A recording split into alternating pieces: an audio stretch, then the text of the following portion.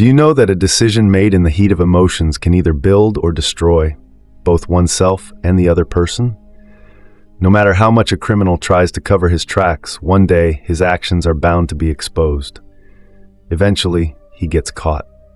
Today, we will talk about a case that serves as a case study in itself, how police investigations unfold the entire story, how they get to the root of the matter, and how they connect every clue. This case is even used to teach aspiring officers. Hello friends, how are you all? Today we are going to discuss the Soumya Saloni case. This incident begins in Bannerghatta, a place in Bangalore rural district, Karnataka, specifically in an area called Silendra Dodi. Although this place has now developed significantly, back in 2012, it was not as populated. Very few people lived there. This location is near Nice Road. It was Monday, October 22nd, 2012. That morning, as people were passing through the usual routes, some noticed something strange near a roadside pit. It looked like a human body. Seeing this, they felt uneasy. When they went closer to examine, they were horrified. A man was lying there. Blood was scattered around him. A napkin was stuffed into his mouth. The police were immediately informed. This area had always been peaceful. Nothing like this had ever happened before. Moreover, it was a deserted place. How could a person end up here in such a condition? The Bannerghatta police station inspector and his team arrived at the scene, cordoned off the area, and began the investigation. At first glance, they understood that this was a case of murder. There were marks on the man's head, possibly from a heavy object. It could have been a large stone, which was also found at the crime scene. Additionally, strangulation marks were visible on his neck, suggesting he was suffocated. His face bore severe injuries, perhaps an attempt to make him unrecognizable. However, his face was still intact enough for identification. The police thoroughly searched the body but found no documents or identification proof, no wallet, phone, or papers. People started gathering around, but no one recognized the deceased. This meant he was not a local resident. Either he came from somewhere else, or he was brought here and disposed of. His shirt and pants had stains, possibly from vomit. Not far from the body, traces of vomit were found, confirming that he had thrown up before his death. After completing the initial investigation, the body was sent for post-mortem. Since the victim was unidentified, police informed nearby stations to check if any missing person reports had been filed. If anyone had reported a missing person matching his description, they could identify him. The victim appeared to be a young man, aged 25 to 30. His clothes suggested he came from a well-off family. During the post-mortem, doctors informed the police that the victim had consumed or was forced to consume a highly toxic chemical compound.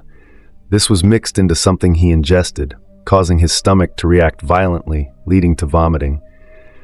The police were shocked. This meant 3 different methods were used to ensure his death. Strangulation, head trauma with a heavy object, poisoning. For security reasons, the name of the chemical compound was not disclosed. The first challenge for the police was to identify the deceased. A team worked tirelessly on this. Soon they got a breakthrough. A missing person report had been filed at Rajajinagar Police Station, Bangalore.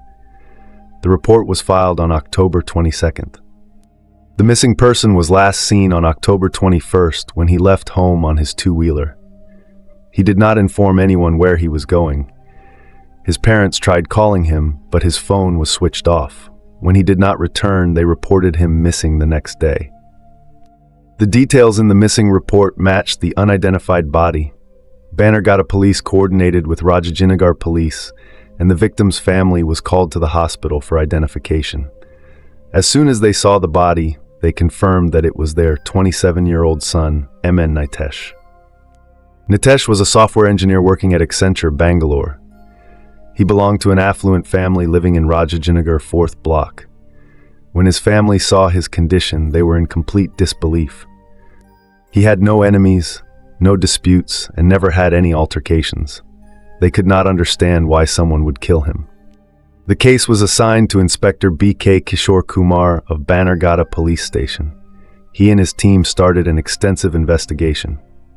The biggest question, who wanted Nitesh dead and why? The brutality suggested a deep grudge against him. The police checked Nitesh's phone records and location history. His last movements before his phone was turned off were traced. On October 21st at 11:30 a.m., he left home on his bike. He went towards Kanakapura Road near Konanakunte. From there, he took Nice Road and headed towards Bannerghatta. His last location was near Salendra Dodi. Police reviewed CCTV footage from these locations. They spotted Nitesh riding his bike, but he was not alone. A woman was sitting behind him. The last call Nitesh received was from a woman named Soumya Saloni. Her location was traced to Pina, Bangalore. When the police asked Nitesh's family about Soumya, they confirmed that she was his fiancée. Soumya was a 23-year-old psychology student at Surana College. She belonged to a wealthy family, as her father was a well-known industrialist. Nitesh and Soumya had met on social media, developed feelings for each other, and decided to get married. Their families agreed, and they got engaged on September 4th, 2011. Since Soumya was the last person to call Nitesh, police visited her home. Her family was in shock upon hearing about Nitesh's death. Soumya told the police that their conversation on October 21st was normal. She had no idea that it would be their last call. However, when police checked Nitesh's last text message sent to Soumya, it read, "I am finally with Maya." This confused the police. Who was Maya? Checking Nitesh's call history, they found no record of a recent conversation with anyone named Maya. But further investigation revealed a shocking truth. Soumya had lied. Her location matched Nitesh's movements. CCTV footage confirmed that the woman on the bike was Soumya herself. The crime scene also yielded a crucial clue, a hair clip. Forensic tests confirmed it belonged to Soumya. Additionally, police retrieved Soumya's deleted internet history, uncovering evidence of her frequent communication with a man named Parshwanath Malagadi, aka Rohan. Who was Rohan? What was his connection to Soumya? And most importantly, did he have a role in Nitesh's murder? The case was about to take a shocking turn. Soumya was in frequent contact, as if she had a close relationship. All the evidence was pointing towards her as a suspect. Her interaction with another man, her presence at the crime scene with Nitish, and her mobile location tracking all raised suspicions. When the police checked Rohan's location, they found that on the afternoon of October 21st, he was on the same route as Nitish and Soumya. This indicated that he was following them. It seemed like Soumya was constantly texting him her location. On October 29, 2012, just 9 days after the incident, the police went back to Soumya's house and took her to the Bannerghatta police station. At first, she denied everything. "Why would I do this to my fiancé?" she protested. But when the police presented all the technical evidence, location records, call details, CCTV footage, text message timings, and her continuous contact with Rohan, she began to panic. She had no choice but to confess. Parshwanath Malagadi, alias Rohan, was a 24-year-old BBM student from Hindawadi, Belgaum district, Karnataka. But how did Soumya meet him? Why did they murder Nitish together? Before answering these questions, let's see how the crime was executed. Soumya had started searching the internet for murder techniques. Since she was a psychology student, she had also read about certain chemical compounds used in criminal psychological investigations, compounds that induced a half-sleep state, making the person more susceptible to questioning. While researching, she discovered a chemical compound and studied it further. She then informed Rohan about it. She also read about the 2003 Girish Subba case, where the culprits were caught due to certain mistakes. She meticulously studied how to avoid such errors and evade the police. On October 19, 2012, Soumya called Rohan from a public telephone and asked him to come to Bangalore, instructing him to bring the chemical compound along. The next day, they met at Majestic, Bangalore, and then took a bus from Nelamangala to Arsina Kunte. They got off at the Vishwashanti Ashram bus stop and discussed their plan in detail. On October 21st, Soumya called Nitish, asking him to meet her. "I want to spend some time with you," she told him. Nitish left home on his bike without informing anyone. He reached Konkunte, where Soumya sat behind him on the bike. They took the route towards Bannerghatta via Nice Road.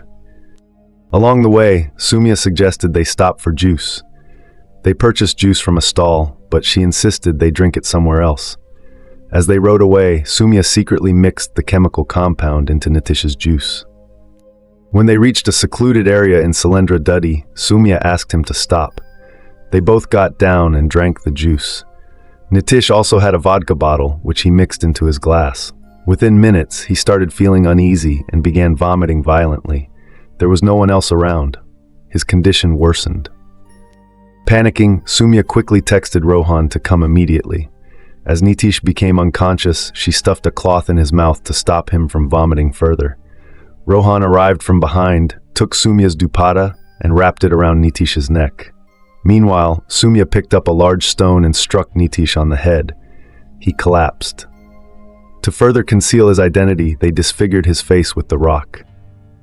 Once convinced he was dead, they took his phone and wallet, then fled on Nitish's bike. On the way, Soumya sent a message from Nitish's phone to herself to mislead the police, making it appear as if Nitish was with another girl. She then broke his phone and threw it into the bushes. Soumya went home, and Rohan returned to Belgaum. By October 29th, Soumya had been arrested. The police then sent a team to Belgaum, and by October 30th, Parshwanath, aka Rohan, was also arrested. Soumya and Nitish had fallen in love after meeting through Facebook, eventually getting engaged. However, Soumya began suspecting that Nitish was having an affair. She claimed to have seen him with another girl at a shopping mall. When she confronted him, he denied everything. "You're overthinking. I love you, and we're getting married," he reassured her. But Soumya couldn't shake off her doubts. Mentally tormented, she confided in Parshwanath. Their bond grew stronger, and she eventually decided she would not marry Nitish. Instead of simply breaking up with him, she wanted to teach him a lesson. She believed the chemical compound would make him tell the truth, but the overdose led to excessive vomiting. Realizing they could no longer question him, they decided to eliminate him altogether. Both were arrested, and a charge sheet was filed. However, the trial had not yet begun. In March 2013, Soumya was released on bail, but Rohan remained in jail. Soumya was deeply distressed. Her father was a respected businessman, and her arrest had tarnished the family's reputation. After being released, she stopped eating properly and remained silent, causing concern for her mother. Her parents started making her sleep in their room, fearing she might harm herself. On the night of March 24, 2013, the family watched television as usual before heading to bed. Soumya, her parents, and her younger brother all went to their respective rooms. The next morning, around 4:30 a.m., her father woke up and found that Soumya was missing. When he checked outside, he discovered that the room was locked from the outside. Panicked, he called his son, only to realize that his son's room was also locked from the outside. He immediately called the police. When they broke open the doors and entered the house, they found Soumya hanging in the hall. She had used her mother's sari. The police lowered her body and rushed her to the hospital, but it was too late. The autopsy was conducted and her body was handed over to the family. During the investigation, the police found that Soumya had been in deep stress since her release. She regretted the murder, realizing that it had destroyed her family's honor. The constant taunts from society broke her. With Soumya's death, the investigating officers lost interest in the case. Since the trial hadn't started, there were no official statements. This worked in Parshwanath's favor. He was released from jail in April 2015 due to a lack of direct evidence. The only strong evidence was against Soumya, but she was no longer alive to testify. In the end, the case was closed. Did Nitish ever get justice? You decide. This concludes our story. Share your thoughts in the comments. Like and share this video, and don't forget to subscribe and turn on the notification bell. See you in the next video. Thank you.